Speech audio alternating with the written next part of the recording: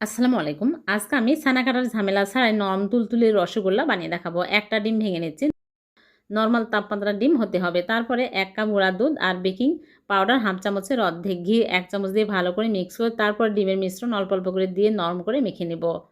মেখে তারপরে আমি ১০ মিনিট রেস্টে রেখে দেব। ১০ মিনিটে সেট হয়ে যাবে। ফিরে আসলাম ১০ মিনিট পর। এখন আমি হাত ধুয়ে হাতে ঘি লাগিয়ে নিয়ে এরকম করে ছোট, ছোট করে আমি রসগোল্লার শেপ দিয়ে নিচ্ছি। সবগুলো মিষ্টি আমি এরকম করে বানিয়ে তারপরে শিরা তৈরি করে নেব। চুলায় একটা প্যান বসিয়ে দিয়ে দিচ্ছি চিনি ১ কাপ আর পানি দিয়ে দিচ্ছি ৪ কাপ। ২ টা এলাচ দিয়ে ভালো করে বলক তুলে নিতে হবে।